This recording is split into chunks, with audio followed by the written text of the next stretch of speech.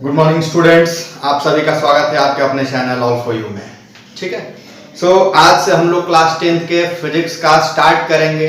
ठीक है, और हर चैप्टर को शॉर्टली कोशिश करेंगे 2 से 3 वीडियो में खत्म हो जाए, छोटे छोटे लेंथ का 2-3 वीडियो में खत्म हो जाए, और उससे रिलेटेड फिर बोर्ड क्वेश्चन एक वीडियो में करेंगे जो बोर्ड क्वेश्चन उससे रिलेटेड आए।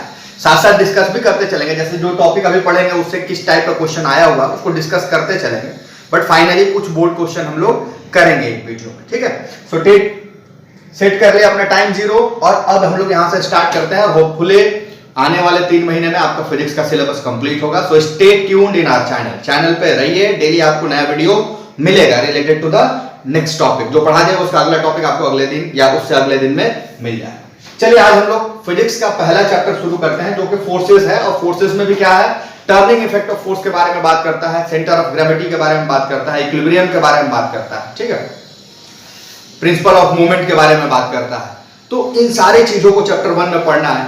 आज जो हम लोग पढ़ेंगे उन टॉपिक्स को मैंने यहाँ पे लिखा है कि फोर्स, सबसे पहले हम लोग जानेंगे ना, चैप्टर का नाम ही फोर्स है, तो फोर्स के बारे में थोड़ा सा डिस्कशन, और उसके बाद उस फोर्स का इफेक्ट क्या क्या पड़ता है। तो जो मेरे सिलेबस में बहुत सारे इफेक्ट्स हैं, हमें पढ़ना है रिजिड और नॉन रिजिड ऑब्जेक्ट पे कैसे इफेक्ट डालता है वो फोर्स, और फिर उसी रिजिड और नॉन रिजिड ऑब्जेक्ट में रिजिड को पकड़ के हम लोग चलेंगे। रिजिड पे क्या क्या इफेक्ट है, 2 तरह का इफेक्ट होता है रिजिड पे, तो एक को पकड़ेंगे और वहीं से हम लोग इक्विलिब्रियम, प्रिंसिपल ऑफ मूवमेंट आगे तक चलते चले जाएंगे, फिर सेंटर ऑफ ग्रेविटी वगैरह के बारे में बात करेंगे।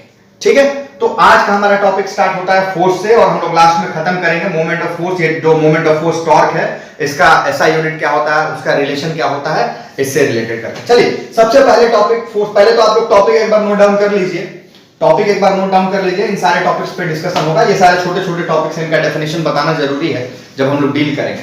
ठीक है, लेट्स स्टार्ट। हम लोग फोर्स के बारे में बात करते हैं। तो आज तक जो हम लोग पढ़ते आए हैं, और हकीकत में वही होता भी है, push and pull are called forces, यही पढ़ते आए हैं ना। एक्चुअली होता तो पुश और पुल से ही फोर्स है, लेकिन क्या पुश और पुल ही फोर्स है? पुश और पुल ही फोर्स है, या वो फोर्स लगाने का तरीका है? मैं किसी चीज को पुश कर रहा हूं, मैं इसको ऐसे खींच रहा हूं, तो मैंने इस पे फोर्स लगाया, ये तरीका था ना। पुश और पुल क्या था? एक तरीका था फोर्स अप्लाई करने का। तो फोर्स को जब डिफाइन किया गया तो फोर्स को कहा गया कि एक कॉज एंड इफेक्ट रिलेशनशिप में इसका डेफिनेशन दिया गया कि कुछ कॉज है और उसका इफेक्ट मुझे दिखता है। कॉज क्या था? वो पुशिंग और पुलिंग मेरा कॉज था, उसका इफेक्ट दिखा कि ये मूव करेगा। ठीक है, तो फोर्स को कहा गया कि एक एक्सटर्नल फैक्टर है, एक एक्सटर्नल फैक्टर है जिसके वजह से कोई भी ऑब्जेक्ट अपने रेस्ट ऑफ मोशन या अपने स्टेट को चेंज करे। रेस्ट ऑफ मोशन और रेस्ट में ऑब्जेक्ट है या मोशन में है, तो वो अपने स्टेट को चेंज करे जब उस पर वो एक्सटर्नल फोर्स या एक्सटर्नल फैक्टर लगे, उसको फोर्स कहा गया। ठीक है, यानी कि फोर्स क्या है? एक एक्सटर्नल फैक्टर है जो किसी ऑब्जेक्ट पे लगता है, तो वो ऑब्जेक्ट अपने पोजीशन में चेंज लाएगा, शेप में लाएगा, साइज में लाएगा, डिपेंडिंग अपॉन कि वो ऑब्जेक्ट है कैसा। बात समझ में? तो सबसे पहले हम लोग फोर्स को डिफाइन किया कि फोर्स एक एक्सटर्नल फैक्टर है, एक्सटर्नल कॉज है, जिसके वजह से स्टेट में चेंज आता है किसी भी ऑब्जेक्ट के। ठीक है, अब फोर्स का यूनिट क्या होता है? न्यूटन होता है। फोर्स का यूनिट क्या होता है? न्यूटन। नेक्स्ट हम लोग बात करते हैं effect of force on rigid and non rigid object, किसी रिजिड ऑब्जेक्ट और नॉन रिजिड। तो सबसे पहले ये समझना पड़ेगा ना कि रिजिड ऑब्जेक्ट क्या है, नॉन रिजिड ऑब्जेक्ट क्या है। इसको समझने के बाद ही हम लोग बात करेंगे कि फोर्स इफेक्ट कैसे डालता है उस रिजिड ऑब्जेक्ट पे या नॉन रिजिड ऑब्जेक्ट पे। तो रिजिड ऑब्जेक्ट को डिफाइन किया गया है कि वो ऑब्जेक्ट जिस पे फोर्स या कॉम्बिनेशन ऑफ फोर्स लगे, वो ऑब्जेक्ट जिस पे फोर्स या कॉम्बिनेशन ऑफ फोर्स लगे तो उसके शेप और साइज में कोई अंतर ना ला सके, यानी कि उसके शेप साइज में कोई बदलाव ना है। रैदर क्या करता है, उस पे जब फोर्स लगे तो वो एक एक्शन करे, डिफॉर्मिंग एक्शन हो सकता है, उसको तोड़ दे, यदि बहुत फिक्स्ड है तो टूट जाएगा।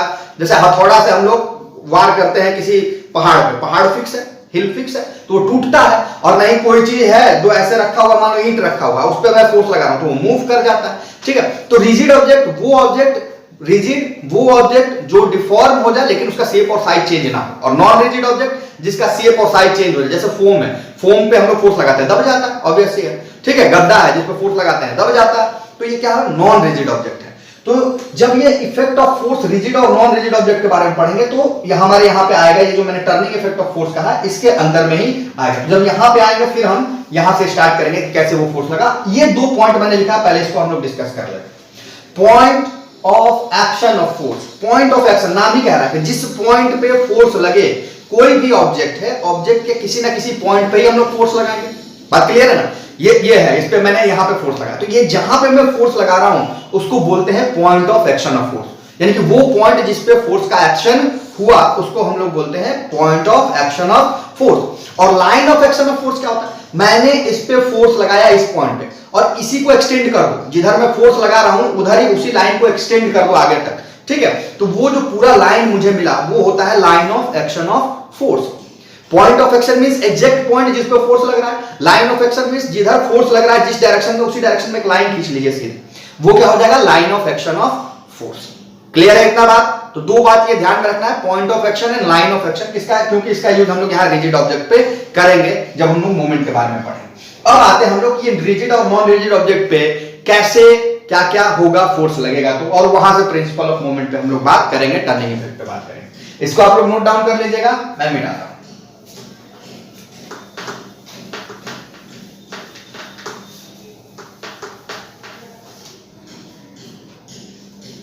चलिए, तो अब हम लोग बात करते हैं रिजिड ऑब्जेक्ट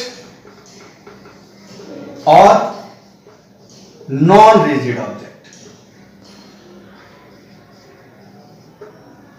तो यहां पे जब फोर्स लगा, यहां पे जो फोर्स लगेगा, यहां पे जो फोर्स लगेगा वो फोर्स इस पे कोई एक ऑब्जेक्ट है रिजिड ऑब्जेक्ट, तो ये इस रिजिड ऑब्जेक्ट को तो पहले दो पार्ट में हम लोग बांट लेते हैं। एक जो फिक्स्ड है, फिक्स्ड पाइवटेड, इसको क्या बोलेंगे, पाइवटेड, और एक जो है नॉट फिक्स्ड, किसी पॉइंट के अबाउट फिक्स्ड नहीं है, फिक्स्ड को ही पाइवटेड, फिक्स्ड और पाइवटेड, फिक्स्ड जो लगा हुआ है किसी पॉइंट से उसको पाइवटेड भी कहते हैं, ठीक है। तो जब यहां पे फोर्स लगा, इस पे फोर्स लगा, तो ये प्रोड्यूस करता है टर्निंग इफेक्ट, ये प्रोड्यूस करता है टर्निंग इफेक्ट, और इस पे जब फोर्स लगता है तो ये करता है लीनियर मोशन, लीनियर मोशन, या फिर इसको ट्रांसलेशनल मोशन भी कहते हैं, ट्रांसलेशनल मोशन। अब कैसे होता है इसको जरा देखेंगे।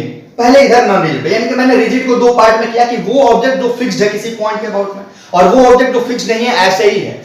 दो पार्ट में मैंने उस रिजिड पार्ट को डिवाइड कर लिया, रिजिड ऑब्जेक्ट को डिवाइड कर लिया, एक जो फिक्स्ड है एक जो फिक्स्ड नहीं है। तो फिक्स्ड वाले पे जो लगेगा फोर्स वो क्या प्रोड्यूस करेगा, इफेक्ट, और नॉट फिक्स्ड जो फिक्स्ड नहीं है उस पे यदि फोर्स लगा तो क्या इफेक्ट प्रोड्यूस होगा, ठीक है। तो जो फिक्स्ड वाला है उससे टर्निंग इफेक्ट प्रोड्यूस होता है, जो नहीं फिक्स्ड है उससे लीनियर मोशन होता है, ठीक है।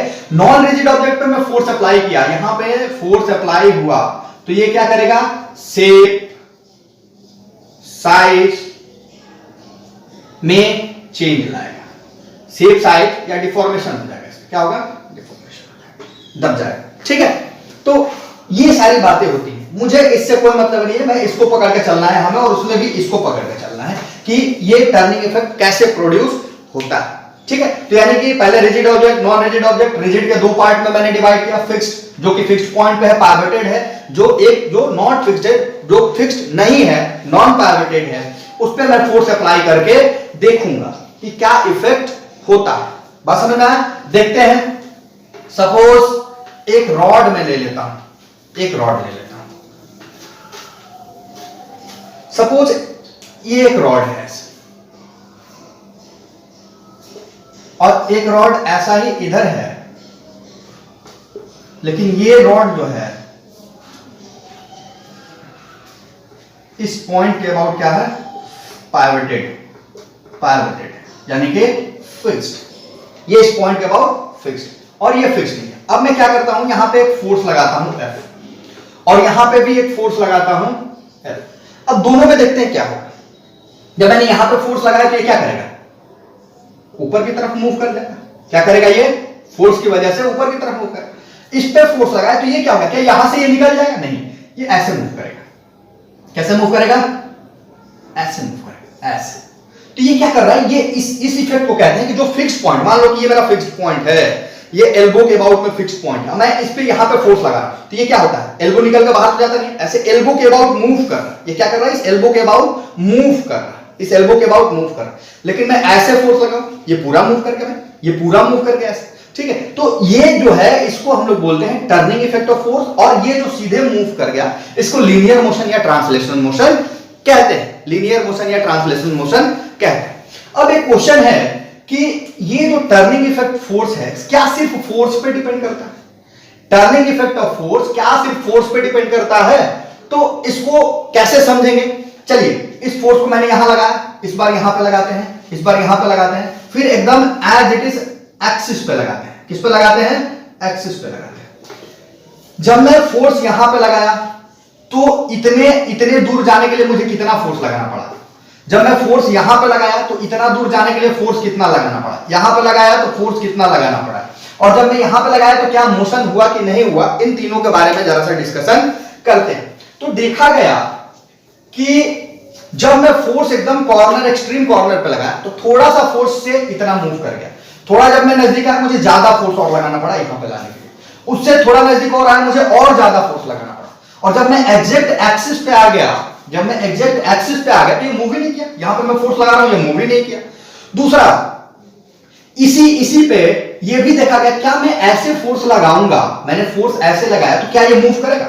मैं अभी तक तो मैं ऐसे बात कर रहा था कि यहां पे मैंने फोर्स लगाया, यहां पे तो यहां पे लगाया तो क्या हुआ? ये मूव नहीं किया। फिर मैं बोल रहा हूं कि इसको ऐसे फोर्स लगा रहा हूं, क्या ये मूव करेगा? ऐसे फोर्स लगाने पे जब मैं ऐसे अप्लाई कर रहा हूं तो क्या ये मूव करेगा? ऐसे होगा रोटेशनल मोशन? नहीं होगा। यानी कि इस कंडीशन में मोशन नहीं हुआ, और इन कंडीशन में मोशन हुआ तो इस वाले में कम फोर्स पे हो गया, इस वाले में ज्यादा फोर्स लगा, इस वाले में ज्यादा। मान लो इसमें 2 न्यूटन लगा था तो इसमें 3 न्यूटन लगा, इसमें 4 न्यूटन लगा। यानी फोर्स वेरी कर रहा है। जैसे मैं क्लोज आ रहा हूं फोर्स वेरी कर रहा है। यानी कि टर्निंग इफेक्ट ऑफ फोर्स सिर्फ फोर्स पे डिपेंड नहीं कर रहा है। यहां से क्या पता चला कि टर्निंग इफेक्ट ऑफ फोर्स के साथ साथ डिस्टेंस पे भी डिपेंड कर रहा है, और इसको बोलते हैं मोमेंट ऑफ फोर्स। इसको क्या बोलते हैं? Moment of force. Moment of force, ठीक है। इसको क्या बोलते हैं? Moment of force. यानी क्या हो गया? फोर्स इनटू परपेंडिकुलर डिस्टेंस लेते हैं। कैसा डिस्टेंस लेते हैं? Perpendicular distance. किससे? फिक्स्ड पॉइंट, एक्सिस से। डिस्टेंस भी है कैसा? From axis of rotation and application of force. Application of force यानी कि ये जो डिस्टेंस मैंने लिया इस एक्सिस ऑफ रोटेशन से कैलकुलेट किया, और जहां पे मैंने फोर्स अप्लाई किया वहां तक का डिस्टेंस। ये परपेंडिकुलर डिस्टेंस क्या होता है? जो एक्सिस है और जहां पे फोर्स अप्लाई हो रहा है वहां तक का डिस्टेंस होता है।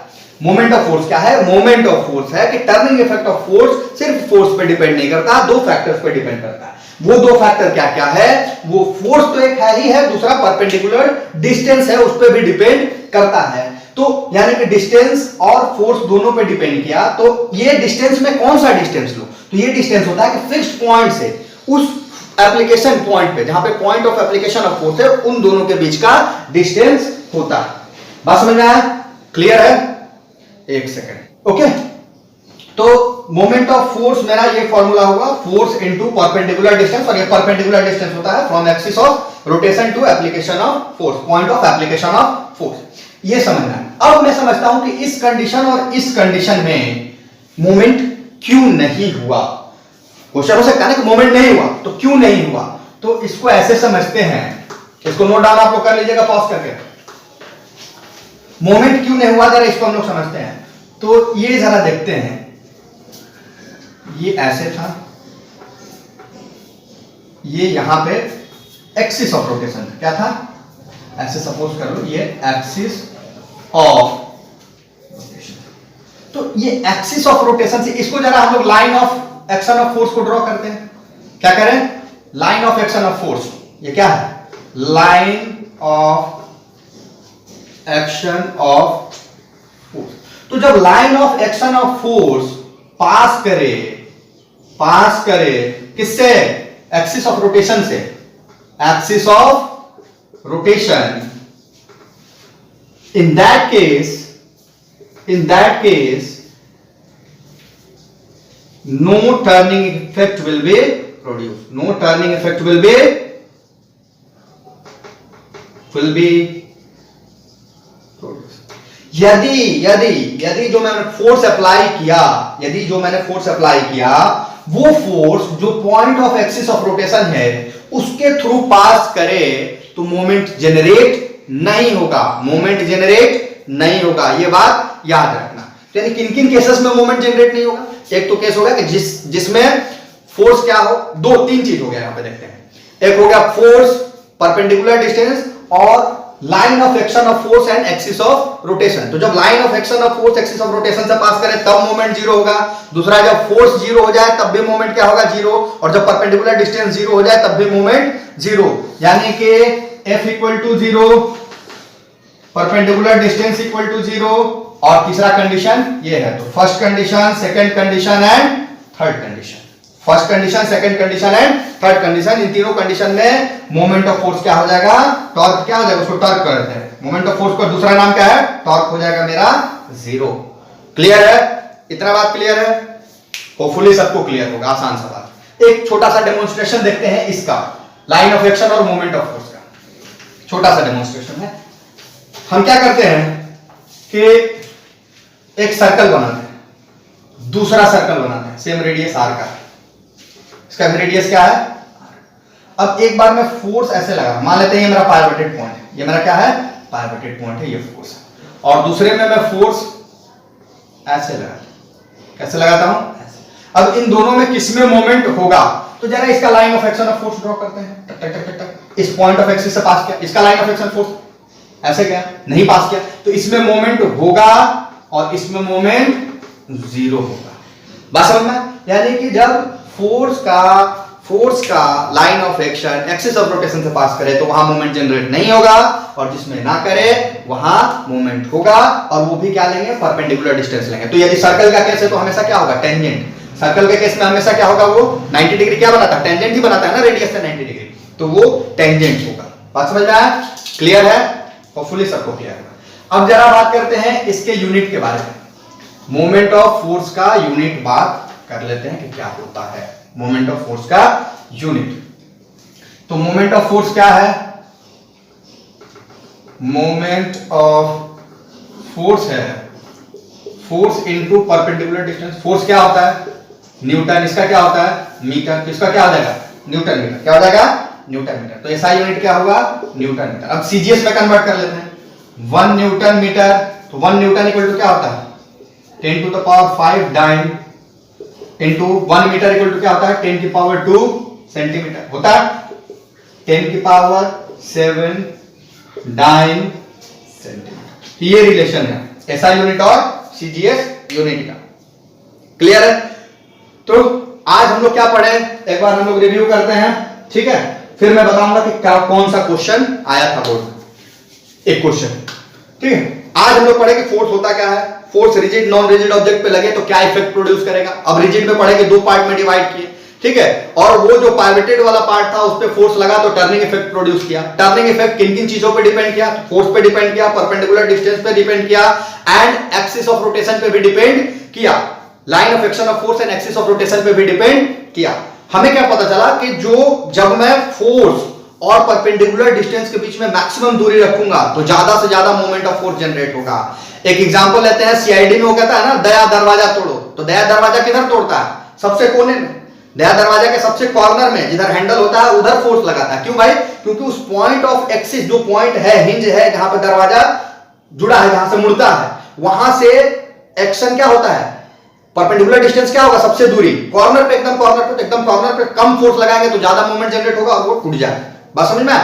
तो मोमेंट ऑफ फोर्स दोनों पे डिपेंड किया, फोर्स पे और परपेंडिकुलर डिस्टेंस पे डिपेंड किया, साथ साथ एक्सिस ऑफ रोटेशन पे भी डिपेंड किया कि यदि force axis of rotation, line of force axis of rotation पे है तो क्या हो जाएगा? मोमेंट जीरो हो जाएगा। फोर्स जीरो है तब भी मोमेंट क्या हो जाएगा? जीरो हो जाएगा। और परपेंडिकुलर डिस्टेंस जीरो है तब भी मोमेंट जीरो हो जाएगा। फिर उसके एसआई यूनिट के बारे में बात किए, न्यूटन मीटर होता है, उसका सीजीएस में कन्वर्जन किए तो 10 की पावर 7 डाइन सेंटीमीटर होता है। तो direction of moment of force, जो मोमेंट ऑफ फोर्स हमने डिफाइन किया था, तो वो मैंने लिखा था कि वो वेक्टर क्वांटिटी की तरह बिहेव करेगा। तो वेक्टर क्वांटिटी की तरह बिहेव करेगा मतलब कि उसका अपना एक डायरेक्शन भी होगा, ठीक है? इतना बात समझना है। तो वो डायरेक्शन, किस डायरेक्शन को पॉजिटिव लेंगे, किसको नेगेटिव लेंगे, कैसे डायरेक्शन आएगा, जरा इसके बारे में हम लोग बात करेंगे। फिर हम लोग बात करेंगे कि ये जो मोमेंट ऑफ फोर्स पढ़े, कोई भी चीज हम लोग पढ़ते हैं तो उसका रियल लाइफ एप्लीकेशन कहां पे है, कैसे हमारे काम को आसान करता है रियल लाइफ में। 2-4-5 एग्जांपल्स थोड़ा छोटे में डिस्कस कर लेंगे, होता तो बहुत कुछ है, 2-4-5 एग्जांपल डिस्कस करेंगे और उसी में से एक एग्जांपल बोर्ड में पूछा हुआ क्वेश्चन है, ठीक है? फिर पढ़ेंगे कपल क्या होता है। ये मोमेंट ऑफ फोर्स से ही रिलेटेड एक सब टॉपिक है कपल, ठीक है, वो क्या होता है और किस मोमेंट ऑफ फोर्स को हम लोग कपल बोलेंगे, ठीक है। फिर उस कपल का मैथमेटिकल एक्सप्रेशन क्या होगा, जैसे मोमेंट ऑफ फोर्स का फोर्स इनटू परपेंडिकुलर डिस्टेंस था, वैसे इसका क्या होगा, ठीक है, कैसे वो आया। फिर यूनिट क्या होगा कपल का, इसके बारे में बात करेंगे। और आज का लास्ट टॉपिक जो होगा वो होगा इक्विलिब्रियम ऑफ बॉडीज क्या होता है। इतना चीज आज पढ़ना है, तो आप लोग इस टॉपिक्स को नोट डाउन कर लीजिए, फिर हम लोग स्टार्ट करते हैं। Note down the topic, pause करके और टॉपिक को नोट डाउन कर लीजिए आप लोग। चलिए तो हम लोग स्टार्ट करते हैं direction of moment of force. हम लोग क्या बोले थे कि मोमेंट ऑफ फोर्स कब होगा, जब एक पाइवटेड पॉइंट होगा। एक क्या होगा, एक पाइवटेड पॉइंट। चलिए ये मेरा पाइवटेड पॉइंट है, ठीक है। इस पाइवटेड पॉइंट पे मैं एक रॉड ले लेता हूं और ये पाइवटेड है, इस पॉइंट पे क्या है, पाइवटेड है, ठीक है। इस पॉइंट पे ये पाइवटेड है। अब मैं क्या करूं कि जब मैं इस पे अपवर्ड फोर्स लगाया, मैंने फोर्स ऐसे लगाया, तो इसका मोशन कैसे होगा, ऐसे, ये मोशन होगा, ये होगा direction of motion, motion direction, motion का डायरेक्शन ये होगा। चलिए एक तो ये हुआ। अभी मैं इसी पे ऐसा ही मान लीजिए ये है, और इस पे मैं ऐसे नीचे की तरफ फोर्स लगाया, क्या करा, नीचे की तरफ फोर्स लगाया। इस बार मोशन का डायरेक्शन क्या हो गया, ऐसे, मोशन डायरेक्शन। अब जरा देखिए, ये डायरेक्शन को हम लोग क्या बोलेंगे, ये डायरेक्शन एंटी क्लॉकवाइज। ये क्या है, एंटी क्लॉकवाइज। अच्छा, क्लॉक ऐसे होता है, ये 12 होता है, ये 6 होता है, ये 3 होता है और ये 9, ऐसे चलता है ना क्लॉक, ऐसे चलता है ना। तो इसके अपोजिट चल रहा है, इसको क्या लेते हैं, एंटी क्लॉकवाइज डायरेक्शन, और इसको लेते हैं पॉजिटिव। इसको क्या लेते हैं, पॉजिटिव। यानी कहीं पे भी एंटी क्लॉकवाइज मोशन हो रहा है, फोर्स लगा और एंटी क्लॉकवाइज मोशन हो रहा है, उस एंटी क्लॉकवाइज मोमेंट को हम लोग क्या लेंगे, positive. Anti clockwise moment is taken as positive. और ये जो क्लॉकवाइज मोमेंट है, ये क्लॉकवाइज जो मोमेंट है, इसको हम लोग क्या कहते हैं, क्लॉकवाइज मोमेंट, क्लॉकवाइज मोमेंट। और इसको लेते हैं नेगेटिव, इसको क्या लेते हैं, नेगेटिव, ठीक है। तो ये दो बातें सिंपल सी बातें हैं, इसको याद रखना है, क्योंकि जब हम लोग मोमेंट ऑफ फोर्स के बारे में, नेट मोमेंट ऑफ फोर्स के बारे में बात करेंगे, तो वहां इन डायरेक्शंस का जरूरत पड़ेगा कि कोई फोर्स लग रहा है किसी ऑब्जेक्ट पे इधर की तरफ, उसी ऑब्जेक्ट पे दूसरा फोर्स लग रहा है, तो नेट रिजल्टेंट फोर्स कहां लगा और किस डायरेक्शन में वो ऑब्जेक्ट मूव करेगा, ये हम लोग पढ़ेंगे। इक्विलिब्रियम के बाद नेक्स्ट टॉपिक जो हमारा होगा नेट मोमेंट ऑफ फोर्स, वहां पे इसका जरूरत पड़ेगा। तो अभी के लिए याद रखना है कि मोमेंट ऑफ फोर्स का डायरेक्शन क्या है, आइदर क्लॉकवाइज और एंटी क्लॉकवाइज। एंटी क्लॉकवाइज को पॉजिटिव मानते हैं और क्लॉकवाइज को नेगेटिव मानते हैं। Clear, hopefully this is clear to all, okay. अब नेक्स्ट टॉपिक करते हैं, इसको नोट डाउन आप लोग कर लीजिए पॉज करके।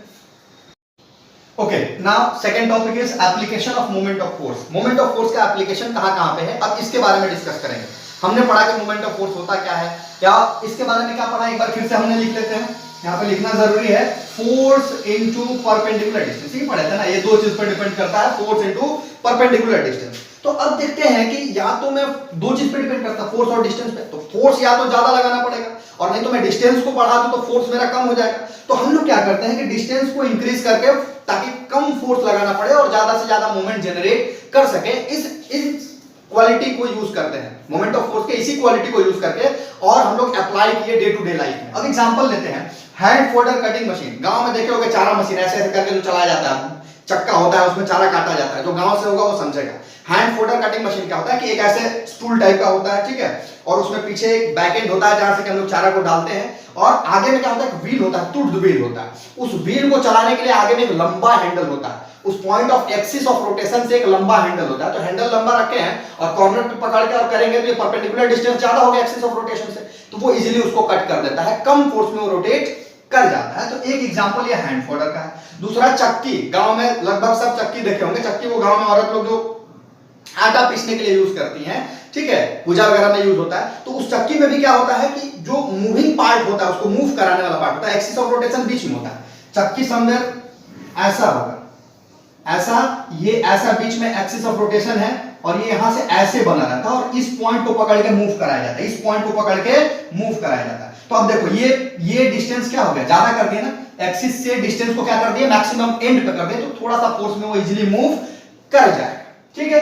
ये चक्की, इसका स्टीयरिंग व्हील, बड़े बड़े ट्रक्स में देखोगे, ट्रक्स का स्टीयरिंग व्हील बड़ा होता है। क्यों होता है भाई, क्योंकि जो उसका एक्सिस ऑफ रोटेशन है उससे उसका डायमीटर क्या हो जाए, दूर हो जाए। और फोर्स हम लोग क्या लगाते हैं, परपेंडिकुलर टेंजेंशियल फोर्स, तो कम फोर्स में वो मूव कर जाए, कम फोर्स में वो मूव कर जाए। बात समझ में आया?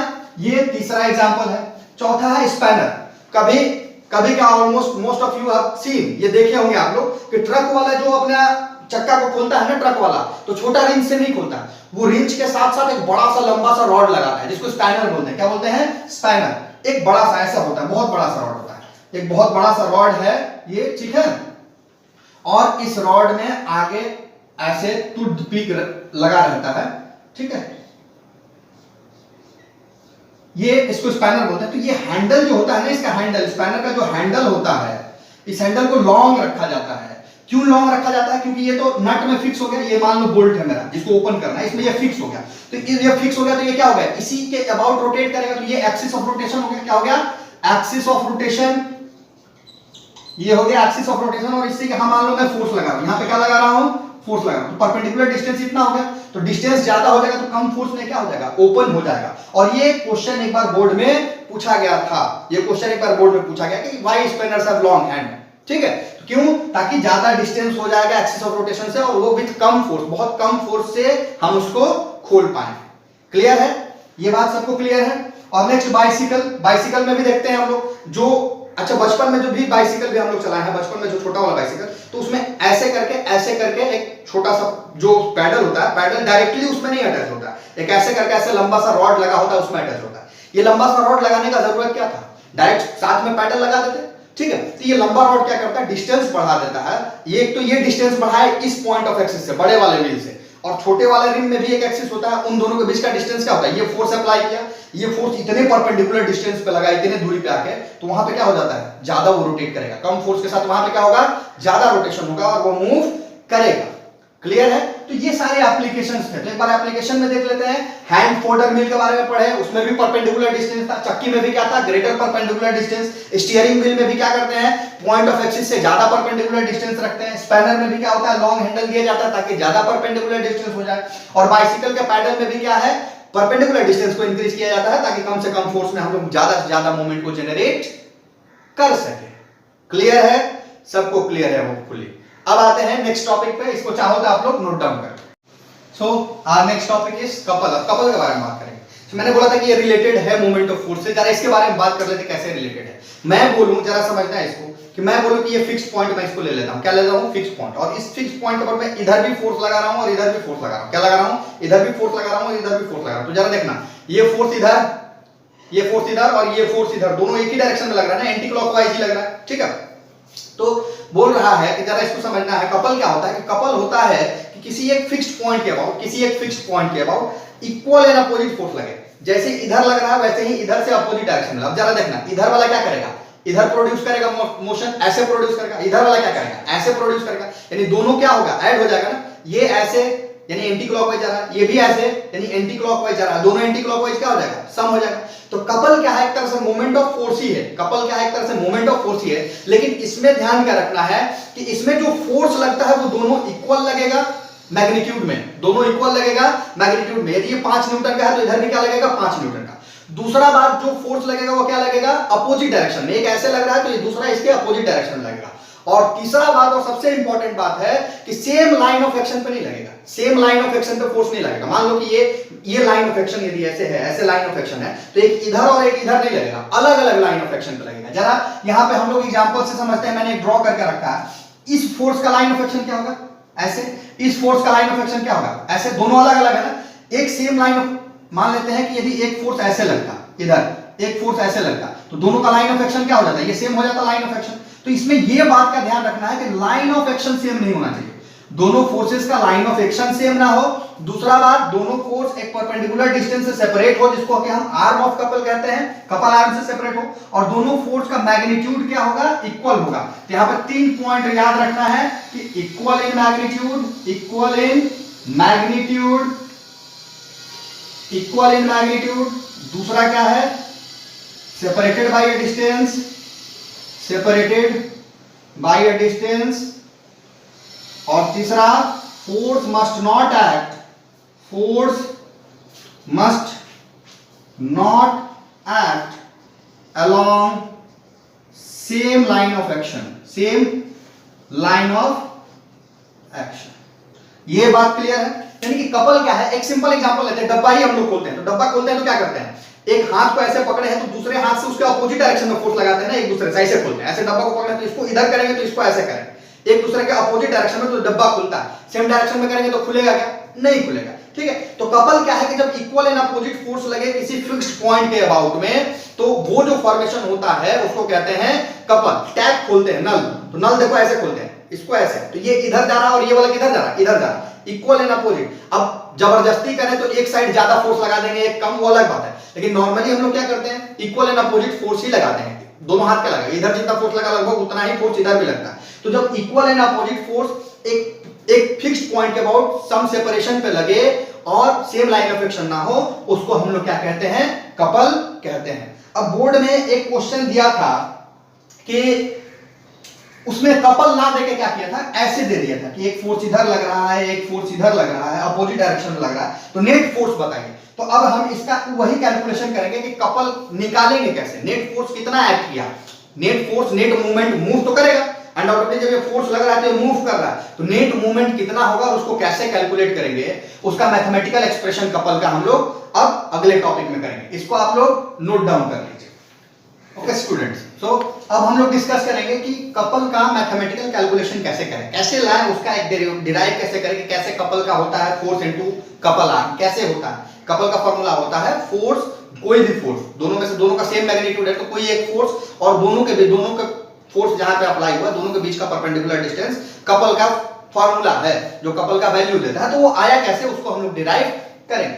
मान लेते हैं कि ये मेरा एक पॉइंट है जिसके अबाउट मैं दो फोर्सेस को अप्लाई कर रहा हूं, ये रॉड है, ये ए बी मेरा एक रॉड है, पॉइंट ओ फिक्स्ड पॉइंट है, टर्निंग पॉइंट है, जिसके अबाउट ये रोटेट करेगा। ए पे मैंने फोर्स एफ लगाया, ए पे मैंने फोर्स एफ लगाया और इस पॉइंट पे भी मैंने फोर्स एफ लगाया। अब जरा देखते हैं कि जब मैंने ए पे फोर्स एफ लगाया तो इस पॉइंट के अबाउट ये कैसे मूव करेगा, ऐसे नीचे की तरफ, और ऐसे जा रहा मतलब क्या, anti clockwise direction.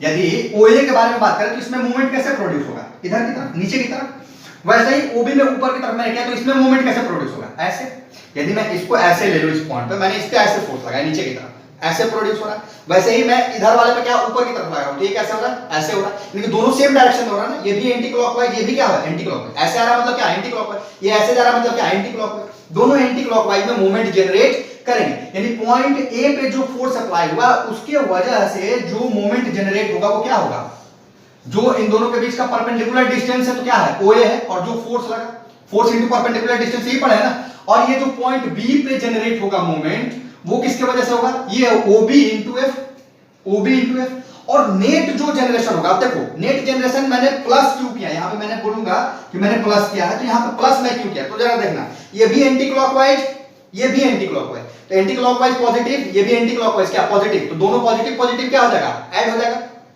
Suppose anti clockwise नहीं रहता, एक ऐसे फोर्स लगता, तो एक ऐसे लगता, तो एक इसके अपोजिट डायरेक्शन में लगता, यानी कि ये भी क्लॉकवाइज जाता, ये भी क्लॉकवाइज जाता, तो नेगेटिव नेगेटिव भी क्या होता, दोनों ऐड हो जाता। इसको ये माइनस मानते हैं और इसको भी माइनस मानते हैं, तो माइनस माइनस क्या आता है, वैल्यू प्लस होके ही आता ना, माइनस ऑफ समथिंग, दोनों ऐड होकर माइनस ऑफ समथिंग बताता, मतलब क्या कि नेट मूवमेंट जो है, इसका नेट मूवमेंट, ये देखो ये मेरा कपल में यहां पर जनरेट कर रहा हूं फिक्स पॉइंट करके, मैंने क्या किया है कि एक नीचे फोर्स लगाया, इसके वजह से एंटी क्लॉकवाइज मूवमेंट इसके अबाउट, वैसे ही इधर फोर्स लगाया तो इस पे भी एंटी क्लॉकवाइज मूवमेंट इसके वजह से, तो ये दो मूवमेंट हुआ, ये दोनों मूवमेंट आपस में क्या हो गया, ऐड हो गया। एंटी क्लॉकवाइज था तो पॉजिटिव पॉजिटिव लिया, यदि क्लॉकवाइज रहता तो क्या लेते, माइनस माइनस, तब भी माइनस माइनस क्या होता है, प्लस, ऐड ही होता। तो यानी नेट मूवमेंट जो है, नेट मूवमेंट जो है उसको बोलते हैं मोमेंट ऑफ कपल, ये जो नेट मूवमेंट जनरेट हो उसको क्या बोलेंगे, मोमेंट ऑफ कपल। तो ये प्लस ये के बराबर में होगा, दोनों के एडिशन के बराबर में, तो ये क्या हो गया, OA into F into plus plus OB into F, इसकी वजह से जो होगा, और ये भी उसमें क्या होगा, ऐड ही कर दिया, तो दोनों का एडिशन कर लो, दोनों में फोर्स क्या है, सेम है, फोर्स को कॉमन ले लो, क्या बचा, OA प्लस OB, और OA प्लस OB क्या है, टोटल AB है, यानी कि आर्म ऑफ कपल, यानी कि force into arm of couple, force into arm of couple, ये होता है फॉर्मूला मैथमेटिकल रिलेशन कपल का, ये होता है मैथमेटिकल रिलेशन कपल का। एक बार फिर से ये मान लेते हैं कि कोई मेरा रॉड है जिसपे मैं क्या कर रहा हूं, एक फिक्स्ड पॉइंट ये है, इस पे मैं फोर्स नीचे की तरफ लगा रहा हूं, उतना ही फोर्स दूसरे डायरेक्शन में मैं लगा रहा हूं, ठीक है, अपोजिट डायरेक्शन में। इसके वजह से इस पॉइंट पे OA क्लॉकवाइज, OA इधर की तरफ, सॉरी एंटी क्लॉकवाइज, जनरेट हुआ मोमेंट, इसके वजह से ओबी की वजह से इधर एंटी क्लॉकवाइज हुआ, तो दोनों एंटी क्लॉकवाइज आपस में ऐड हो जाएगा और नेट जब मैं निकालूंगा तो ये कोई force into net arm length जब मैं करूंगा तो मोमेंट ऑफ कपल मेरा आ जाएगा। So this is the calculation for moment of couple. ठीक है, अब जरा देखते हैं ये भी क्या है, मोमेंट है ना, फोर्स इनटू परपेंडिकुलर डिस्टेंस, तो इसका यूनिट क्या हो जाएगा, force into perpendicular distance, force का क्या होगा न्यूटन, इसका क्या होगा मीटर। तो कपल का भी unit same as moment of force होता है न्यूटन मीटर, कपल का भी unit same as moment of force होता है न्यूटन इनटू मीटर। क्लियर है। सो कपल भी एक तरह से मोमेंट ऑफ फोर्स का ही पार्ट है, बस इसमें तीन कंडीशन है कि इक्वल एंड अपोजिट फोर्स लगेगा, सेम लाइन ऑफ एक्शन पर नहीं लगेगा, किसी एक पॉइंट के अबाउट जब लग रहा है तो दोनों क्या हो जा रहा है, ऐड हो जा रहा है, एक दूसरे को क्या कर रहा है, कॉम्प्लीमेंट कर रहा है, एक दूसरे को ये इधर जा रहा है इसको कॉम्प्लीमेंट कर रहा है, यानी कि ऐड कर रहा है, एक डायरेक्शन में मोशन हो जाएगा। क्लियर है। तो होपफुली समझ में आया आप लोगों को। यदि किसी को डाउट हो तो कमेंट बॉक्स में लिखेंगे। और इसका जो मैथमेटिकल कैलकुलेशन होता है force into arm of couple या कपल आर्म होता है, कैसे हुआ पता चल गया। इसके वजह से जो मोमेंट फोर्स हुआ, इसके वजह से जो मोमेंट ऑफ फोर्स हुआ, दोनों को ऐड कर लेंगे तो नेट मोमेंट ऑफ फोर्स, उसी को मोमेंट ऑफ कपल कहते हैं। ठीक है, अब लास्ट टॉपिक हम लोग पढ़ेंगे इक्विलिब्रियम। उससे पहले आप लोग इसको नोट डाउन कर लीजिए। सो स्टूडेंट्स, आज का लास्ट टॉपिक हम लोग करते हैं इक्विलिब्रियम। ठीक है, इक्विलिब्रियम पढ़ेंगे, बहुत इंपॉर्टेंट टॉपिक है, आराम से समझना है, बहुत टफ नहीं है, बहुत ही आसान टॉपिक है। इक्विलिब्रियम का मतलब क्या है कि जो जैसे है वैसे रहे। सिंपल टर्म में ये समझना है कि जो जैसे है वैसे रहे। यदि रेस्ट में है तो ये रेस्ट में ही रहे, यदि इस पे बहुत सारा फोर्स एक्ट कर रहा है तब भी। ये ऐसे है, मैं इधर से खींच रहा हूं, कोई इधर से खींच रहा है और एज इट इज है, इसका मतलब कि जैसे वो था वैसे है, यानी कि वो इक्विलिब्रियम है। इक्विलिब्रियम को डिफाइन किया गया कि जब नंबर ऑफ फोर्सेस किसी रिजिड ऑब्जेक्ट पे more than one force, number of force act कर रहा है और उस रिजिड ऑब्जेक्ट के स्टेट में चेंज नहीं हुआ, जैसे था वैसे है। यदि रेस्ट में था तो रेस्ट में है, मोशन में था तो मोशन में है, तो उसको हम बोलेंगे कि वो ऑब्जेक्ट इक्विलिब्रियम में है, इक्विलिब्रियम में है। इसको दूसरे तरीके से कैसे समझे कि मैं बोलूं कि ये ऐसे ही था और इस पे बहुत सारे फोर्सेस लग रहे हैं, तो बहुत सारे फोर्सेस लग रहे हैं मतलब कि फोर्स तो लग रहा है, अनडाउटेबली फोर्स तो लग रहा है, लेकिन इसमें मोशन हो नहीं रहा। और हम लोग फोर्स का डेफिनेशन में ही पढ़े थे कि वो जो कुछ ना कुछ इफेक्ट प्रोड्यूस करे, यानी कि जो फोर्सेस लग रहे हैं वो एक दूसरे को कैंसिल आउट कर दे रहे हैं, एक दूसरे को क्या कर दे रहे हैं, कैंसिल आउट कर रहे हैं। यानी कि नेट रिजल्टेंट फोर्स, जब मैं बात करूं नेट रिजल्टेंट फोर्स, यानी कि ओवरऑल फोर्स जो इस पे एक्ट कर रहा था वो सबका मिला के एक फोर्स वो क्या एक्ट कर रहा है, जीरो कर रहा है। क्योंकि एक कोई ऐसे लग रहा है, कोई ऐसे लग रहा है, कोई इधर लग रहा है, कोई एक उसके अपोजिट डायरेक्शन में, तो सब एक दूसरे को क्या कर दे रहा है, कैंसिल। एक सिंपल सा एग्जांपल लेते हैं, सब लोग इस गेम को खेले होंगे कि रस्सी को पकड़ लेते हैं, एक रस्सी को पकड़ लेते हैं, उधर से तीन आदमी, इधर से तीन आदमी, और इधर भी खींच रहे हैं, उधर भी खींच रहे हैं, लेकिन रस्सी जैसे है वैसे ही है, कोई हिल नहीं रहा, जैसे का तैसे ही अपने ही जगह पे, उधर का उधर ही है। यानी कि जो मैं जितना फोर्स लगा रहा हूं उतना ही उधर से भी फोर्स लग रहा है, और वो क्या है, स्टेट ऑफ इक्विलिब्रियम में है। वो क्या है, स्टेट ऑफ इक्विलिब्रियम में है। दूसरा एग्जांपल लेते हैं कि टेबल पे मैंने किसी बुक को रखा, टेबल पे मैंने बुक को रखा, एज इट इज रहता है, गिरता नहीं है नीचे, यानी नीचे नहीं गिर रहा है, मतलब कि उस पे फोर्स तो नीचे की तरफ लग रहा है ना। एक मैं यहाँ पे बुक ले लूं, एक बुक ले लूं, ये मानो टेबल है, तो इस पे मास इनटू ग्रेविटी नीचे की तरफ लग रहा है, एक mg लगा, लेकिन ये रुका हुआ है, मतलब कि एक अपोजिट फोर्स भी इस पे लग रहा है। यानी कि जब net force, net resultant force क्या हो जाए, जीरो हो जाए, तो उस कंडीशन में यदि कोई ऑब्जेक्ट है तो उसके पोजीशन में कोई चेंज नहीं आएगा। और यदि ऐसा हो रहा है तो हम बोलेंगे कि वो इक्विलिब्रियम कंडीशन में है, यानी कि sum of all the forces acting on that particular body is zero. Net resultant force जो उस बॉडी पे आ रहा है, सारे फोर्स के वजह से वो आ रहा है जीरो, और वो जैसे था वैसा ही रह गया। अब दो तरह से होता है इक्विलिब्रियम, एक स्टैटिक इक्विलिब्रियम होता है, एक डायनेमिक। स्टैटिक मतलब रुका हुआ, स्टैटिक मतलब क्या है, कोई चीज रुका हुआ। तो मान लो कि एक गाड़ी है, ट्रक है, ट्रक रुका हुआ है, या कार है रुका हुआ है, मैं पीछे से धक्का लगा रहा हूं लेकिन वो हिल नहीं रहा। इसका मतलब ऐसा थोड़ी है कि मैंने फोर्स नहीं लगाया, मैंने फोर्स लगाया। इसका मतलब यह है कि उसका जो इनर्शिया है मेरे फोर्स के बराबर में है, और मेरा जो मैंने एक्सटर्नल फोर्स लगाया और उसका इनर्शिया दोनों एक दूसरे को कैंसिल आउट कर दे रहा है, और वो गाड़ी अब भी रेस्ट में ही है। तो कोई ऑब्जेक्ट यदि रेस्ट में है और उस पे नेट रिजल्टेंट फोर्स क्या लगे, जीरो लगे, तो उसको बोलते हैं स्टैटिक इक्विलिब्रियम। उसको क्या बोलेंगे, स्टैटिक इक्विलिब्रियम। उसके बाद क्या होता है, डायनेमिक इक्विलिब्रियम होता है। क्या होता है, डायनेमिक इक्विलिब्रियम। अब डायनेमिक इक्विलिब्रियम मतलब कोई चीज चल रहा है, मोशन में है, कोई चीज मोशन में है। जैसे मैं बाइक लेके जा रहा हूं और मैं पुल पे चढ़ रहा हूं, ऐसे स्टीप पुल है, मैं बाइक लेके जा रहा हूं और मेरा स्पीड 20 था, मैं 20 से जा रहा था, मैं एक्सीलरेटर बढ़ाया लेकिन फिर भी मेरा स्पीड वो 20 ही शो कर रहा है। इसका क्या मतलब हुआ, मैंने तो एक्सेलरेट किया उसको, यानी कि मेरे वेलोसिटी में कोई चेंज नहीं आया। वो क्या हुआ, जो अपोजिट फोर्स लग रहा है, जो फ्रिक्शनल फोर्स लग रहा है, जो ऊपर में जा रहा हूं ग्रेविटी के अगेंस्ट, वो बैलेंस कर दे रहा है और मेरा नेट वेलोसिटी में कोई चेंज नहीं आया, वेलोसिटी में कोई चेंज नहीं आया। तो यदि कोई एक ऑब्जेक्ट यूनिफॉर्मली मूव करे, कैसे मूव करे, यूनिफॉर्म मोशन करे, वेलोसिटी में चेंज ना आए, उस कंडीशन में जो इक्विलिब्रियम होता है वो होता है डायनेमिक इक्विलिब्रियम। यानी कि वेलोसिटी क्या होगा, velocity will be uniform, velocity will be uniform. Uniform means no change in velocity. क्या होगा, no change in velocity, no change in velocity, velocity में कोई चेंज नहीं आएगा। इसका क्या मतलब समझे, इसका क्या मतलब समझे। यहां पर तो समझ में आ रहा था कि नेट रिजल्टेंट फोर्स जो है वो जीरो आ रहा था, यहां पे नेट रिजल्टेंट फोर्स कैसे जीरो आएगा। तो यूनिफॉर्म वेलोसिटी है, ये आप लोग पॉज करके नोट डाउन कीजिएगा, मैं आगे कंटिन्यू कर रहा हूं। यदि यूनिफॉर्म वेलोसिटी है तो यूनिफॉर्म वेलोसिटी का मतलब क्या हुआ, एक्सेलरेशन मेरा, अच्छा फोर्स इक्वल टू क्या होता है, मास इनटू एक्सेलरेशन, यही होता है फोर्स इक्वल टू। अब मैं फोर्स, मास तो चेंज हुआ नहीं, उस ऑब्जेक्ट का कुछ मास होगा ऑब्जेक्ट का। एक्सेलरेशन देते हैं, क्या होता है, मैं बोला कि इनिशियल वेलोसिटी भी v था, फाइनल वेलोसिटी भी v हुआ, यानी कि नेट वेलोसिटी मेरा क्या आया, जीरो। चेंज इन वेलोसिटी मेरा क्या आया, जीरो। और change in velocity per unit time मेरा क्या होता है, a इक्वल टू क्या होता है, v minus q by t, और इसका वैल्यू जीरो हो गया, तो a का भी वैल्यू क्या आ जाएगा, जीरो। यानी कि यहां पे मैं क्या लिखूं, m इंटू जीरो, तो नेट फोर्स क्या आ गया, जीरो।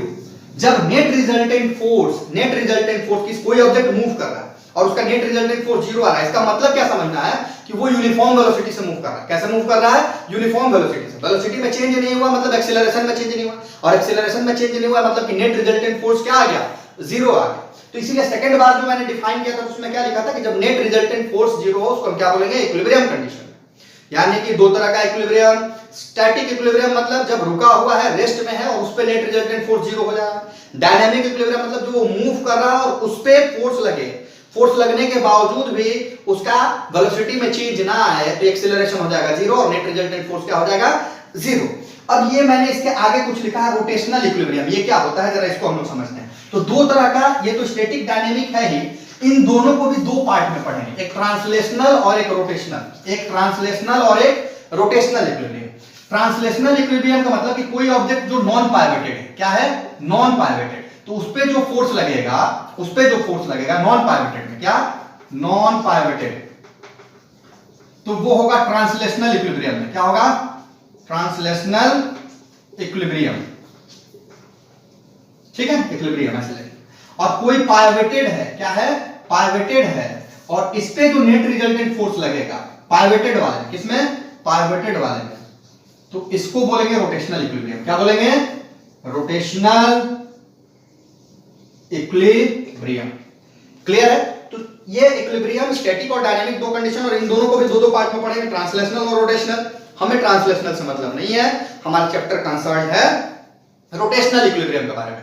तो जब हम आगे पढ़ेंगे कि प्रिंसिपल ऑफ मोमेंट और नेट मोमेंट ऑफ फोर्स, तो वहां जो हम पढ़ेंगे वो क्या पढ़ेंगे, रोटेशनल इक्विलिब्रियम के कॉन्सेप्ट के साथ पढ़ेंगे कि वहां पे नेट रोटेशन क्या हो रहा है। नेट मोमेंट ऑफ फोर्स मतलब क्या, पाइवटेड मोमेंट ऑफ फोर्स का ही मतलब किसी पॉइंट के अबाउट वो मूव कर रहा है, तो पाइवटेड वाले कंडीशन को लेके हम लोग आगे पढ़ेंगे कि नेट मोमेंट ऑफ फोर्स क्या होता है।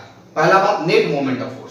सबसे पहले लेक्चर में हम लोग पढ़े थे मोमेंट ऑफ फोर्स क्या होता है, उसका डेरिवेशन किए थे कि force into perpendicular distance, force पे डिपेंड करता है, परपेंडिकुलर डिस्टेंस पे डिपेंड करता है।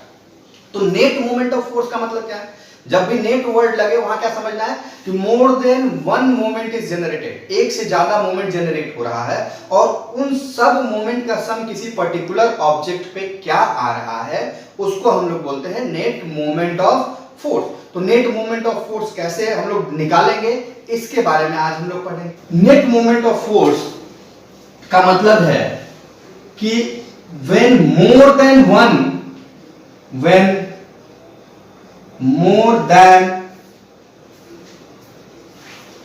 one moment is acting on any rigid object, the resultant moment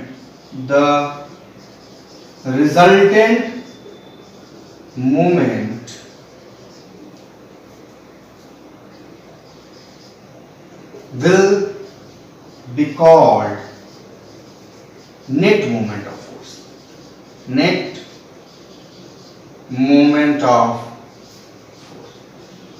मैंने क्या लिखा कि जब एक ऑब्जेक्ट पे, किसी एक रिजिड ऑब्जेक्ट पे, मान लेते हैं कि यही अपना एक रिजिड ऑब्जेक्ट है, यहां पे मान लेते हैं कि इस पॉइंट के अबाउट ये क्या है, फिक्स्ड है, ये इसका फलक्रम है, इसके अबाउट रोटेट ये करेगा। अब जरा देखते हैं कि यहां पे एक फोर्स F एक्ट कर रहा है और कितने डिस्टेंस पे एक्ट कर रहा है, W डिस्टेंस पे एक्ट कर रहा है। यहां पे फोर्स मान लेते हैं ये F1 है, यहां पे फोर्स क्या मान लेते हैं, F2 है, ये W1 डिस्टेंस पे एक्ट कर रहा है, ये W पे है, ये W1 पे कर रहा है। मान लेते हैं कि एक और फोर्स है इस पे जो इस कॉर्नर पे एक्ट कर रहा है और ये F3 है और ये W2 है, तो इसका नेट रिजल्टेंट क्या होगा, नेट रिजल्टेंट क्या होगा। एक रिजिड बार, ये मेरा एक AB रिजिड बार है जो O पॉइंट के अबाउट फिक्स्ड है और इस पे बहुत सारे फोर्सेस एक्ट कर रहे हैं, तो बहुत सारे फोर्सेस यदि एक्ट कर रहे हैं इस पे 1 2 3 4 5, तो सब फोर्स की वजह से अपना एक मोमेंट जनरेट होगा और सारे मोमेंट का सम हम लोग करेंगे और जो आएगा नेट रिजल्टेंट मोमेंट उसको बोलेंगे नेट मोमेंट ऑफ फोर्स, उसको क्या बोलेंगे, नेट मोमेंट ऑफ फोर्स। तो इसको आप लोग यहां पे लिख लीजिएगा, जिसको समझते हैं आप लोग पॉज करके इसको लिखिएगा, मैं इस बात को समझाता हूं कैलकुलेट कैसे। अब जरा देखते हैं कि इस F1 की वजह से, फोर्स 1 की वजह से moment due to F1, force 1 की वजह से मोमेंट क्या होगा, F1 इंटू W, यही परपेंडिकुलर डिस्टेंस है ना, F1 इंटू W। वैसे ही F2 की वजह से, अच्छा ये कैसे होगा जरा देखो, ये ऐसे जा रहा है, कैसे जा रहा है, ऐसे जा रहा है, तो ये क्या है, एंटी क्लॉकवाइज डायरेक्शन। कैसा डायरेक्शन है, एंटी क्लॉकवाइज, ऐसे जा रहा है। जरा इसको देखते हैं, F2 को देखते हैं। F2 की वजह से मोमेंट ड्यू टू F2, इस F2 की वजह से क्या होगा, F2 इंटू W1, क्या होगा, F2 इंटू W, और ये कैसे जा रहा है, क्लॉकवाइज डायरेक्शन, क्लॉकवाइज डायरेक्शन, ठीक है। अब F3 की वजह से देखते हैं, जरा F3 की वजह से ऊपर लग रहा है, F3 की वजह से भी ऊपर लग रहा है, तो moment due to F3, moment due to F3 क्या हो जाएगा, F3 इंटू W, क्या हो जाएगा, F3 इंटू W, यही है ना, F3 इंटू W, और ये क्या होगा, ये भी क्लॉकवाइज होगा, क्या होगा, क्लॉकवाइज। अब जरा देखते हैं कि नेट मोमेंट क्या होगा, तो ये क्लॉक, इसको पॉजिटिव लेंगे, इसको निगेटिव लेंगे, और ये भी कैसे जा रहा है, ऐसे जा रहा है, इसकी वजह से ऐसे होगा, ये भी निगेटिव, तो ये दो निगेटिव है, ये पॉजिटिव है, इन सबका सम हो जाएगा, तो नेट मोमेंट ऑफ फोर्स क्या होगा, इसको मैं रफ कर देता हूं। अब इस फिगर को आप लोग समझ लीजिएगा देख के, और इसके अकॉर्डिंग अब नेट मोमेंट ऑफ फोर्स लिखते हैं। तो अब नेट मोमेंट ऑफ फोर्स जब लिखेंगे, नेट मोमेंट ऑफ फोर्स, तो नेट मोमेंट ऑफ फोर्स क्या होगा बेटा, क्लॉक एंटी क्लॉकवाइज को पॉजिटिव लेते हैं, तो F1 इंटू W, ये तो प्लस का हो जाएगा, और इन दोनों को क्या लिखेंगे, माइनस F2 इंटू W1, क्योंकि ये क्लॉकवाइज है तो माइनस, और फिर माइनस F3 इंटू W2, ये दोनों माइनस माइनस आपस में क्या हो जाएंगे, प्लस हो जाएंगे, नेट ये क्या हो जाएगा, F1 into W minus F2 into W1 plus F3 into,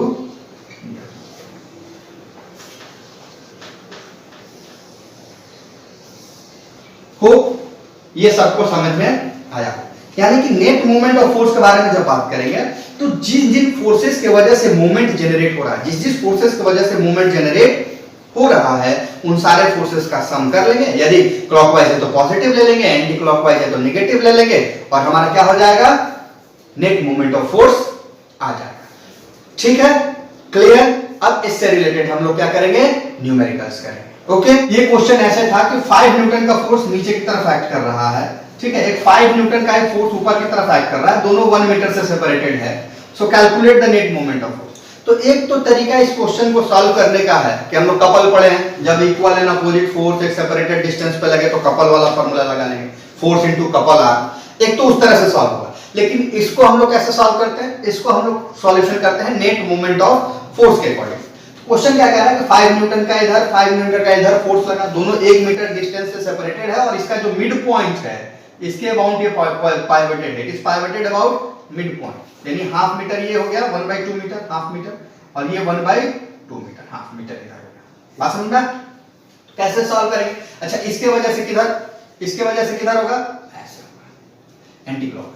सो मोमेंट, मान लेते हैं ये पॉइंट ए है, ये पॉइंट बी है, मोमेंट एट पॉइंट ए पे मोमेंट क्या होगा? 5 न्यूटन इंटू 1/2 मीटर, और किधर होगा? एंटी क्लॉकवाइज, ठीक है। और इसके वजह से भी क्या हो रहा है? इसके वजह से क्या देखते हैं, इस 5 न्यूटन की वजह से ऐसे मोमेंट होगा, ऐसे इधर की वजह से ये ऐसे आगे की तरफ ऐसे जनरेट होगा, ठीक है। So moment at point B, moment at point B पे क्या मोमेंट होगा भाई? पॉइंट बी पे मोमेंट इस 5 की वजह से क्या होगा? 5 इंटू 1/2, और वो भी क्या होगा? Anti clockwise, 5 newton into 1/2 metre, और ये भी क्या है? Anti clockwise. अब जरा देखिए, दोनों एंटी क्लॉकवाइज है, तो दोनों क्या है? ये भी प्लस, ये भी plus. So net moment of force, net moment of force क्या हो जाएगा? दोनों का सम हो जाएगा, sum of both the forces. तो 5 newton into 1/2 metre plus 5 newton into 1/2, तो क्या हो जाएगा? 5 newton, net moment of force कितना हो जाएगा? 5 न्यूटन मीटर, ठीक है।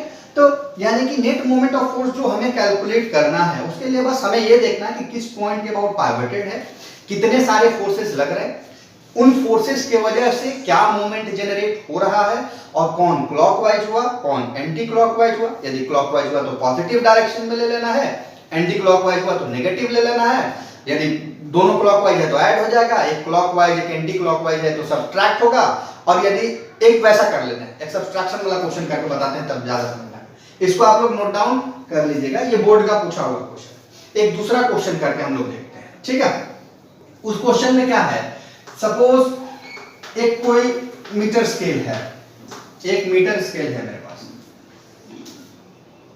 ये मेरा मीटर स्केल है 1 मीटर का, और ये मान लेते हैं कि यहां से 30 सेंटीमीटर पे एक पॉइंट है जो पाइवटेड है।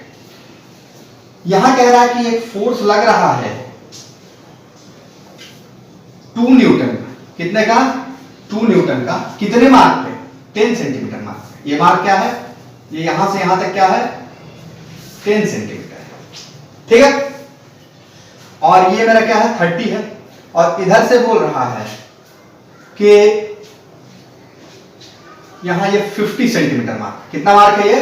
50 सेंटीमीटर मार्क है, या 60 सेंटीमीटर मार्क मान लो, 60 सेंटीमीटर पे 5 न्यूटन का फोर्स एक्ट कर रहा है। कितना एक्ट कर रहा है? 5 न्यूटन का। तो क्वेश्चन क्या कह रहा है कि एक यूनिफॉर्म मीटर रूल है, उस यूनिफॉर्म मीटर रूल पे पाइवटेड पॉइंट कितना है? इस एंड से 30 सेंटीमीटर पे पाइवटेड पॉइंट है, ठीक है। यहां पे बोला कि 2 न्यूटन का फोर्स 10 सेंटीमीटर मार्क पे एक्ट कर रहा है, 5 न्यूटन का फोर्स 60 सेंटीमीटर मार्क पे एक्ट कर रहा है। तो net moment of force calculate करना है। क्या कैलकुलेट करना है? Net moment of force, net MOF। अब जरा देखते हैं कि moment due to 2 newton force, moment due to 2 newton, इस 2 न्यूटन फोर्स की वजह से मोमेंट क्या होगा? तो जरा देखो, इधर का डिस्टेंस कितना हुआ? 20 सेंटीमीटर, टोटल 30 था, 10 इधर चला गया तो 20 सेंटीमीटर। तो क्या हो जाएगा? 2 न्यूटन इंटू 20/100 मीटर, सेंटीमीटर को मीटर में कर लेते हैं, न्यूटन मीटर में तो हम लोग कन्वर्ट करते हैं, ठीक है। नेक्स्ट इसकी वजह से क्या होगा? जरा इसको कैलकुलेट करते हैं। और ये किस डायरेक्शन में होगा बेटा? इधर होगा, clockwise direction, sorry anti clockwise, ऐसे मोशन होगा ना, एंटी क्लॉकवाइज डायरेक्शन, ऐसे होगा, ऐसे। इसके वजह से 5 न्यूटन की वजह से moment due to 5 newton force, किसके वजह से? 5 न्यूटन फोर्स की वजह से मूवमेंट जनरेट कर। अच्छा देखो, ये 30 पॉइंट पे इधर से इधर कितना डिस्टेंस हो गया? 30 सेंटीमीटर। ये कितना है? 5। सो 5 न्यूटन इंटू 30/100 सेंटीमीटर, ये इसकी वजह से हुआ। ये क्या हुआ? Clockwise direction, CWD, clockwise direction, ठीक है। इसके वजह से ये क्या हुआ, क्लॉकवाइज डायरेक्शन। अब इसको लेंगे पॉजिटिव, इसको लेंगे नेगेटिव। क्या लेंगे, इसको पॉजिटिव, इसको नेगेटिव। तो नेट मोमेंट ऑफ फोर्स क्या होगा, नेट मोमेंट ऑफ फोर्स, दोनों का सम करते हैं। तो यहां से क्या आया 2/5, यानी कि 2/5 न्यूटन मीटर, ये पॉजिटिव का आया। और यहां से क्या आया माइनस का 3/2, ये यहां से क्या आया, ये आ जाएगा, ये क्लॉकवाइज डायरेक्शन तो क्या लिखेंगे माइनस का 3/2 न्यूटन। अब देखते हैं 2/5 3/2 कौन सा बड़ा है, माइनस वाला बड़ा है, ये 1.5 हो गया, ये कम ही हुआ, ठीक है। इन दोनों का एलसीएम ले लो, 5 2 10, 5 2 2 4, और यहाँ 2 5 5 3 15, यानी माइनस, इसको मैं यहां पे लिख रहा हूं, यहां से क्या आया -11/10 न्यूटन है। अब ये माइनस किसको डिपिक्ट कर रहा है, ये माइनस क्लियरली लिखते हैं -11/10। ये माइनस क्या डिपिक्ट कर रहा है कि नेट रिजल्टेंट मोमेंट क्या होगा क्लॉकवाइज डायरेक्शन में। सो नेट रिजल्टेंट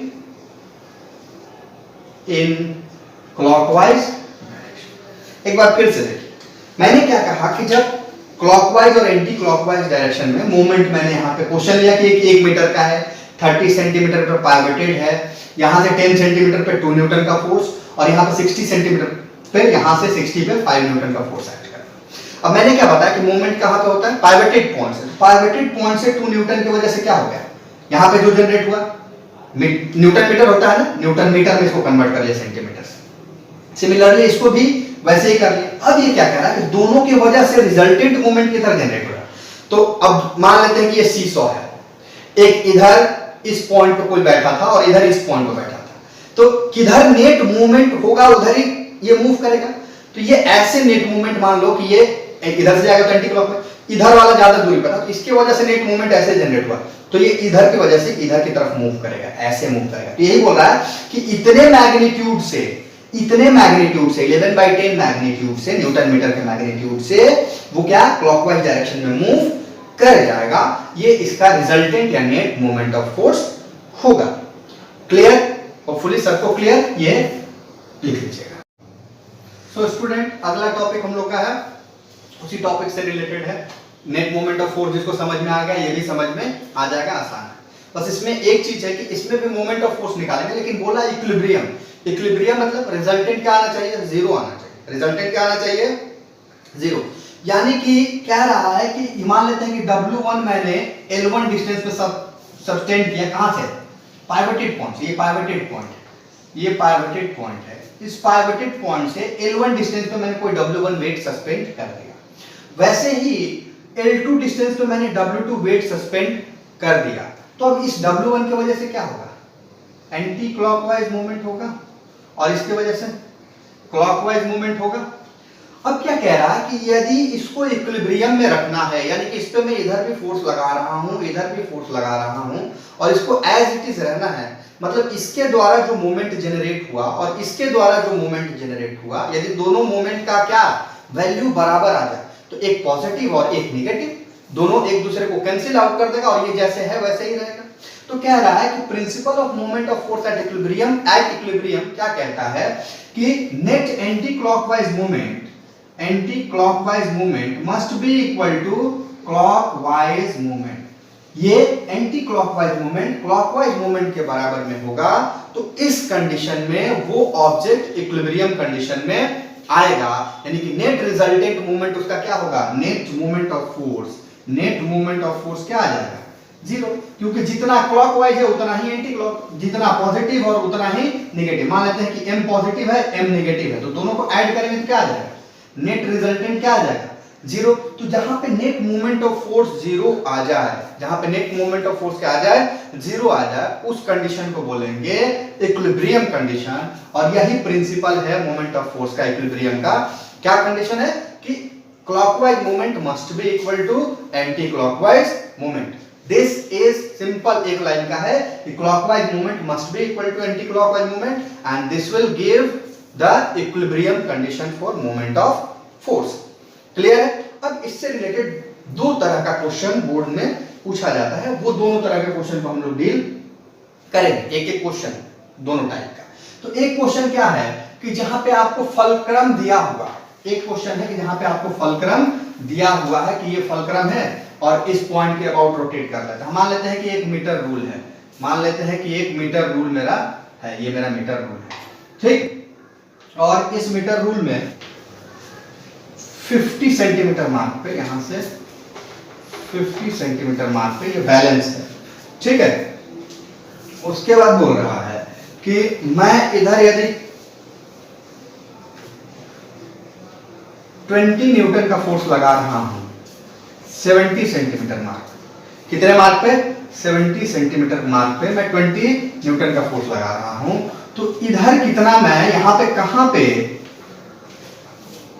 यहां पे मैं 5 न्यूटन का फोर्स मुझे लगाना है, 15 ले लेते हैं, 15 न्यूटन का मुझे फोर्स लगाना है, तो मैं कितने डिस्टेंस पे लगाऊं, ये डिस्टेंस मुझे फाइंड आउट करना है कि ये इक्विलिब्रियम कंडीशन में आ जाए, कि ये इक्विलिब्रियम कंडीशन में आ जाए। बात समझना? तो देखते हैं, मुझे क्या मालूम है, ये इक्विलिब्रियम कंडीशन दिया है, तो ये 50 सेंटीमीटर 70 पे लगा, ये मान लेते हैं AB मेरा रॉड है, तो क्या लिखेंगे? For equilibrium,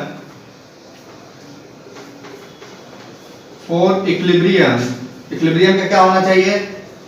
anti clockwise movement must be equal to clockwise movement, दोनों बराबर होना चाहिए। एंटी क्लॉकवाइज मूवमेंट और क्लॉकवाइज मूवमेंट क्या होना चाहिए? बराबर होना चाहिए। अब एंटी क्लॉकवाइज मूवमेंट इसके वजह से जनरेट होगा 15 into d, so 15 newton into d, और ये किसकी वजह से होगा? Must be equal to 20। अब देखो ये दोनों के बीच का डिस्टेंस कितना है? 20 सेंटीमीटर, ये है ना, यहाँ d सेंटीमीटर है तो यहाँ कितना है? 20 सेंटीमीटर, ठीक है। सो अब देखते हैं d का वैल्यू क्या हो जाएगा? 20 Newton into 20 centimetre divided by 15 Newton, ठीक है। न्यूटन न्यूटन गया, 5 3 जा 15, 5 4 जा 20, यानी 80/3 सेंटीमीटर, यानी कि 3 2 जा 6, 3 6 जा मींस 26 पॉइंट समथिंग आ जाएगा, यानी 26 पॉइंट समथिंग सेंटीमीटर पे ये क्या हो जाएगा? बैलेंस हो जाएगा। यानी कि एक टाइप का ये क्वेश्चन है कि जहां पे मेरे को क्या गिवन है, जहां पे मेरे को फलक्रम गिवन है कि इस पॉइंट पे ये है, दो फोर्स गिवन है, पूछ लिया डिस्टेंस का है। दूसरा इसमें क्या पूछ सकता है कि इसमें फोर्स नहीं दिया रहता है, डिस्टेंस दिया रहता है कि 26.6 सेंटीमीटर पे कितना न्यूटन का फोर्स लगाएं कि ये दोनों बैलेंस्ड हो जाए, इक्विलिब्रियम कंडीशन में हो जाए। तो वहां पे मैं क्या करता, डिस्टेंस दिया रहता है, डिस्टेंस की जगह पे डिस्टेंस लिखते हैं, फोर्स की जगह पे F न्यूटन लिख लेते हैं। बात समझ में है? दूसरा क्वेश्चन क्या है? दूसरा क्वेश्चन कह रहा है कि एक यूनिफॉर्म मीटर रूल है। Uniform means mass is uniformly distributed, हर जगह डिस्ट्रीब्यूशन मास का क्या है? सेम है, वेरी करने वाला नहीं है। तो एक क्वेश्चन होता है कि कोई मीटर स्केल है, इसको जरा ध्यान से समझिएगा। कोई एक यूनिफॉर्म मीटर रूल है, ये है uniform metre rule, uniform metre rule. तो यूनिफॉर्म मीटर रूल है और इसमें फलक्रम कहीं दूसरे जगह पे दिया। मान लेते हैं कि फलक्रम मेरे को 70 सेंटीमीटर मार्क पे दिया है, 70 सेंटीमीटर मार्क पे दिया है, ठीक है। और बोल रहा है कि इस यूनिफॉर्म मीटर रूल पे मैं इधर की तरफ 5 न्यूटन का फोर्स लगा रहा हूं 80 सेंटीमीटर मार्क पे। कितना पे? 80 सेंटीमीटर मार्क पे मैं 5 न्यूटन का फोर्स लगा रहा हूं। तो इसका वेट बताइए, उस यूनिफॉर्म मीटर रूल का वेट बताइए। Calculate weight of uniform metre, यानी कि इसमें दूसरा चीज मुझे दिया ही नहीं है, तो इसमें एक चीज याद रखना है कि यूनिफॉर्म मीटर रूल है, 1 मीटर का है, तो उसका वेट जो होगा, उसका वेट जो W होगा वो उसके बीचों बीच मिड पॉइंट 50 सेंटीमीटर पे एक्ट करेगा।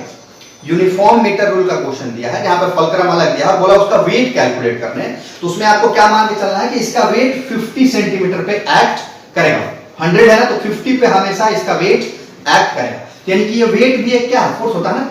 अब इसके वजह से क्या होगा, इस फलक्रम के अबाउट इसके वजह से एक एंटी क्लॉकवाइज मूवमेंट, इसके वजह से एक क्लॉकवाइज मूवमेंट, क्लियर है? तो याद क्या रखना है कि यूनिफॉर्म मीटर रूल और उसका वेट पूछे तो weight always acts at center of scale, इस स्केल का, इस यूनिफॉर्म मीटर स्केल के सेंटर पे। कहीं कहीं क्वेश्चन में देता है कि हाफ मीटर रूल है, हाफ मीटर रूल में 50 सेंटीमीटर का, तो उसका वेट कहां पे 25 सेंटीमीटर पे एक्ट करेगा। इस बात का ध्यान रखना है, ठीक है, क्लियर। तो इससे रिलेटेड एक क्वेश्चन करते हैं जो आया हुआ है। बोला है कि एक हाफ मीटर रूल है, क्वेश्चन में बोला है कि एक हाफ मीटर रूल है और उसके 29 सेंटीमीटर मार्क पे उसका फलक्रम है। बोला है कि हाफ, क्या बोला है, half metre rule, half metre rule, उसका फलक्रम कितना पे दिया है, फलक्रम दिया है 29 सेंटीमीटर मार्क पे, ठीक है। उसके बाद बोला है कि इसके किसी कॉर्नर पे एट वन एंड, एक एंड पे कितने का फोर्स एक्ट कर रहा है, 20 ग्राम फोर्स का। कितने का एक्ट कर रहा है, एक एंड पे 20 ग्राम फोर्स का एक्ट कर रहा है फोर्स। तो क्वेश्चन क्या, बोर्ड का क्वेश्चन था कि एक हाफ मीटर रूल है, उस हाफ मीटर रूल के 29 सेंटीमीटर पे एक फलक्रम है, ठीक। बोला है कि एक एंड पे मैं एक फोर्स लगा रहा हूं 20 GF का। तो पहला क्वेश्चन दिया था कि पहले तो इस अरेंजमेंट का डायग्राम बनाइए और दूसरा weight of uniform metre rule निकालिए। दो क्वेश्चन था, क्वेश्चन ऐसे वर्ड में लिखा हुआ था, बोला उसका पहले डायग्राम बनाइए, फिर दूसरा पार्ट में क्या पूछा था, दूसरा पार्ट में पूछा था कि कितना उसका वेट होगा ये कैलकुलेट कीजिए। तो चलिए, एक हाफ मीटर रूल मतलब क्या है, यहां से यहां तक 50 सेंटीमीटर है, यहां से यहां तक क्या है 50 सेंटीमीटर, उसके 29 सेंटीमीटर पे फलक्रम बना लिया, मान लेते हैं 29 पे फलक्रम। अच्छा, इसका 25 पे क्या होगा, वेट एक्ट करेगा, इसका वेट कितने पे एक्ट करेगा, 25 सेंटीमीटर पे डब्ल्यू वेट एक्ट करेगा इसका, ठीक है। अब जरा देखते हैं कि बोला है कि किसी एंड पे 20 GF का फोर्स लगाएंगे और फोर्स लगने के बाद ये बैलेंस हो जा रहा है। तो अब जरा देखते हैं कि मैं यदि यहां पे 20 GF का फोर्स रखूं तो इसके वजह से भी एंटी क्लॉकवाइज, इसके वजह से भी एंटी क्लॉकवाइज, तो ये ऐसे मूव कर जाएगा ना कि बैलेंस होगा।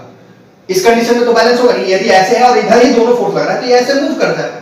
यदि इसको बैलेंस करना है तो ये एंड तो नहीं होगा 20 GF का, तो 20 GF फोर्स कहां पे लगाएंगे, इस एंड पे लगाएंगे। कहां पे लगाएंगे, इस एंड पे 20 GF का फोर्स लगाएंगे। बात समझ में आया। तो सबसे पहले तो ये डिसाइड करना था कि वो 20 GF का फोर्स किस एंड पे लगेगा। कैसे डिसाइड हुआ, तो ये 25 पे इसका वेट लग रहा है तो इसकी वजह से हुआ एक clockwise movement, anti clockwise movement. तो मुझे क्या चाहिए, बैलेंस करने के लिए यदि एंटी क्लॉकवाइज मूवमेंट है तो क्लॉकवाइज मूवमेंट चाहिए, तभी बैलेंस होगा। तो यानी क्लॉकवाइज मूवमेंट जब मैं इस एंड पे रखूंगा तभी जनरेट होगा। तो ये मेरा डायग्राम हो जाएगा उसका। इस क्वेश्चन का क्या होगा, ये पहला पार्ट था, डायग्राम बनाना, डायग्राम बन गया। अब मुझे कैलकुलेट करना है कि ये वेट होगा कितना, ठीक है। चलिए कैलकुलेट करते हैं ये वेट कितना होगा। तो इसके लिए भी क्या लगाएंगे, इक्विलिब्रियम कंडीशन। क्या लिखेंगे, anti clockwise movement must be equal to clockwise movement, ठीक है। अब देखते हैं यहां से एंटी क्लॉकवाइज मूवमेंट क्या होगा, 25 या 29, तो 4 क्या हो जाएगा, W इंटू 4 सेंटीमीटर, और इधर क्या हो जाएगा, ये 29 और ये 21 must be equal to 21 into 20 gram force, ठीक है। तो W इक्वल टू क्या हो जाएगा, 21 centimetre into 20 gram force must be equal to ये 4 सेंटीमीटर, सेंटीमीटर सेंटीमीटर 4 5 जा, और ये W क्या हो गया 21 5 जा 105 gram force is the weight of rule, metre rule weight, यानी कि 105 ग्राम फोर्स से मीटर रूल का वेट है, 105 ग्राम इस हाफ मीटर रूल का वेट है। तो इस तरह का भी क्वेश्चन बोर्ड में पूछता है कि पहले डायग्राम बनाइए, अरेंजमेंट बनाइए और फिर उसका सॉल्यूशन कीजिए। तो आज हम लोग पढ़े कि नेट मोमेंट ऑफ फोर्स क्या होता है, net resultant force clockwise anti clockwise, उसके बाद principal of moment of force at equilibrium क्या होता है और उससे रिलेटेड एक दो न्यूमेरिकल्स किए। अगला पोर्शन हम लोग का जो होगा वो सेंटर ऑफ ग्रेविटी और यूनिफॉर्म सर्कुलर मोशन से रिलेटेड होगा। Till then